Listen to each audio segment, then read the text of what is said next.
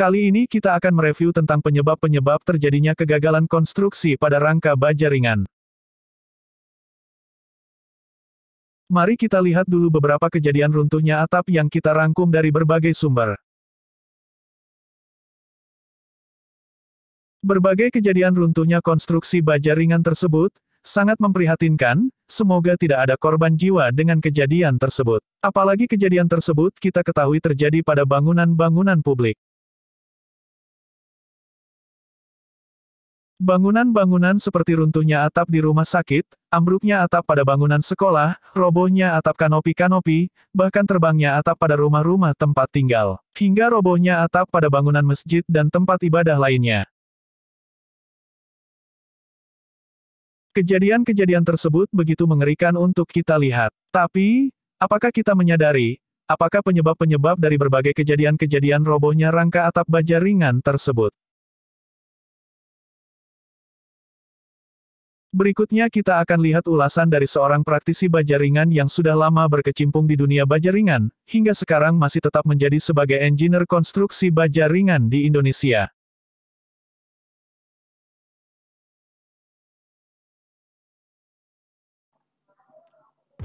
Kali ini kita akan mereview penyebab-penyebab terjadinya kegagalan konstruksi pada baja ringan. Kenapa? Karena hal ini makin banyak terjadi di beberapa bagian di Indonesia. Hal ini kalau saya lihat terutama terjadi pada bangunan-bangunan yang menggunakan atap berat, atau dalam hal ini mungkin atap keramik, atap beton, ataupun atap dari tanah liat. Dan ini juga banyak terjadi pada bangunan-bangunan milik pemerintah. Bukan saya dalam artian mau menyebutkan ada sesuatu, bukan. Tapi di sini kita akan mereview kenapa ini bisa terjadi sesuai dari pengalaman saya. Nah, di sini kita sudah melihat salah satu bangunan roboh. Kita review dulu satu persatu bangunan ini. Di sini juga ada kelihatan, ini juga dari bangunan sekolahan kalau tidak salah, dengan genteng dari tanah liat. Nah, ini juga dari genteng tanah liat, juga bangunan sekolahan sepertinya. Ini juga bangunan sekolahan, ini juga bangunan sekolahan, dan rata-rata memang menggunakan genteng tanah liat seperti yang kita lihat. Nah, ini juga dari tanah liat. Nah, di sini juga dari genteng tanah liat. Ini luar biasa, ini malah sudah ada kursi meja di dalam, berarti sudah ada murid. Untung tidak ada kejadian korban jiwa. Ini juga kita sudah lihat. Ini kita lihat, ini kita lihat juga seperti ini. Nah, ini juga kelihatan sekali dari genteng tanah liatnya.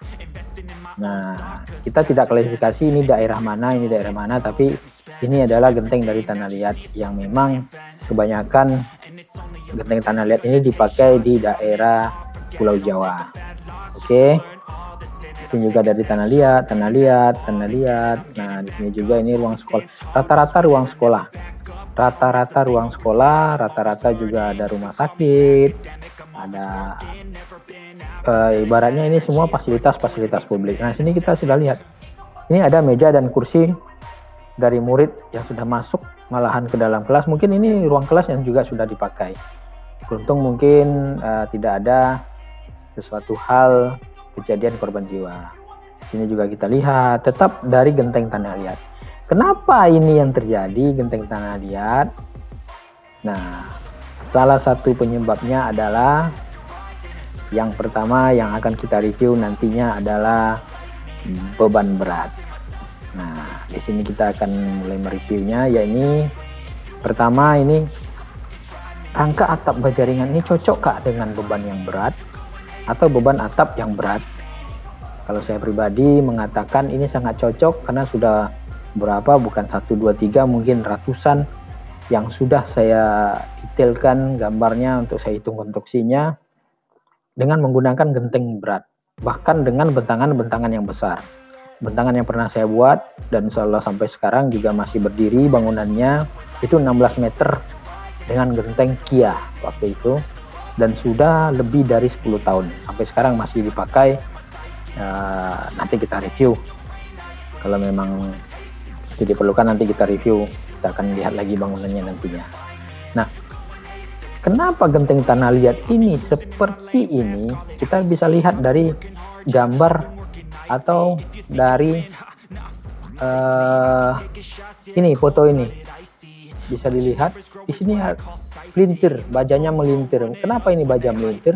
Saat baja melintir berarti kekuatan dari baja tidak mampu menahan beban dari atap, belum lagi nanti beban dari plafon. Ini bukan kejadian dikarenakan oleh tidak kuatnya penahan atau balok dari penahan kuda-kuda. Ini terjadi karena salah satu penyebabnya, hati-hati teman-teman semua, hati-hati bosku, hati-hati para aplikator, yaitu jarak web yang jauh. Jadi yang pertama adalah jarak web yang jauh pada kuda-kuda itu mengakibatkan kuda-kuda fatal sekali.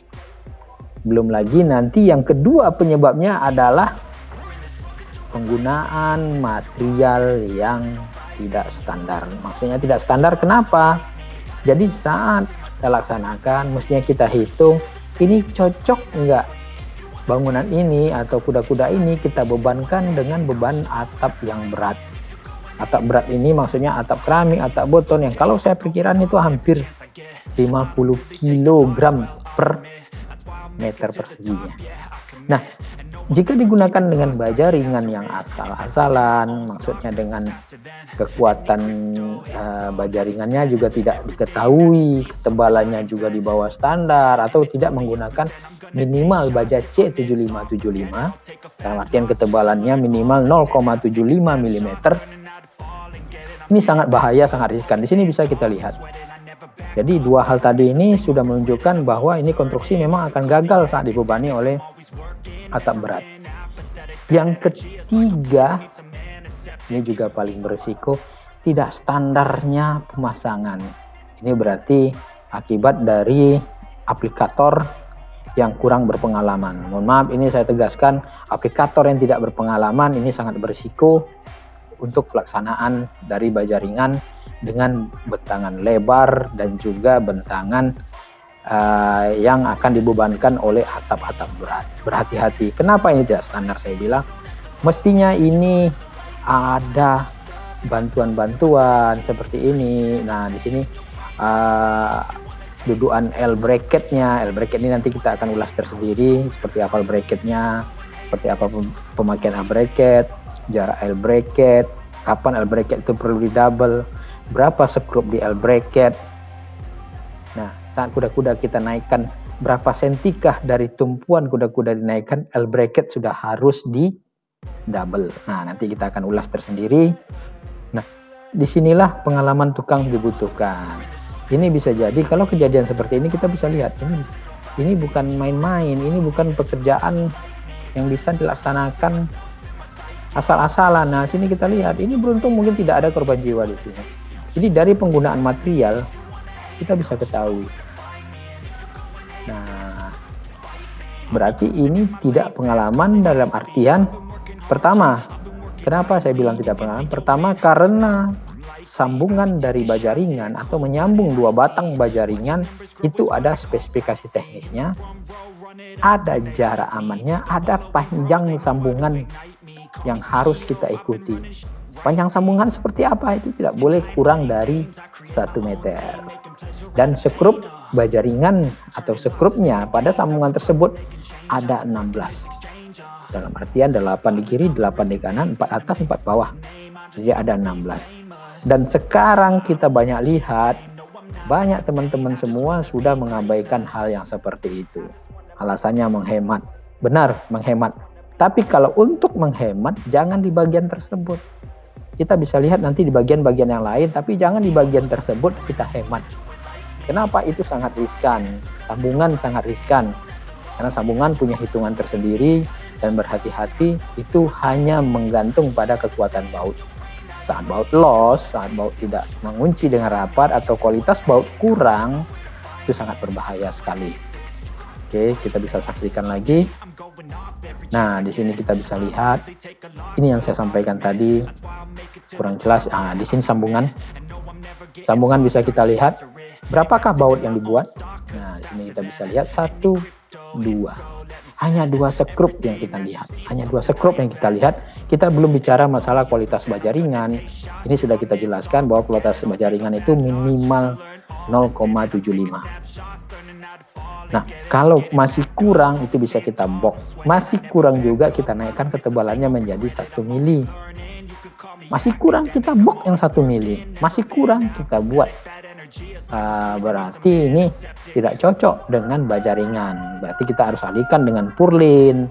Seperti saya pernah buat itu melalui pakai purlin.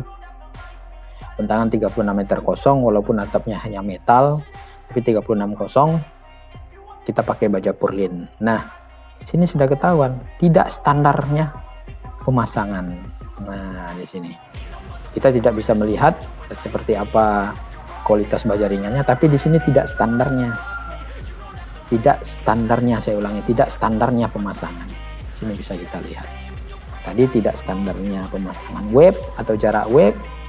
Kedua, tidak standarnya baja ringannya atau materialnya. Yang ketiga, kualitas daripada aplikator. Yang keempat, tidak standarnya saat pemasangan. Nah, di sini kita juga bisa lihat beberapa material. Ini bukan saya tidak tahu ini jenis material apa, produk mana, tapi beberapa material kita bisa lihat. Materialnya bisa melentur, melengkung seperti ini, berarti menggunakan baja ringan yang kualitas rendah. Nah, kita bisa saksikan terus. Nah, ini seperti ini lagi. Aduh, miris sekali. Nah, ini juga. Ini sampai diliput oleh Detikcom. Ini luar biasa. Ini saya lihat ini belum ada atap di atasnya. Apa sudah ini? Tapi di sini kelihatan belum beratap, tapi sudah roboh duluan. Nah, di sini atapnya menggantung-gantung, ada kelas lagi. Nah, di sini paling parah. Ini sangat luar biasa. Nah, ini lagi. Jadi 4 hal tadi sangat menentukan. Nah, di balik itu juga ada peran daripada kontraktor. Kenapa saya bilang kontraktor berperan?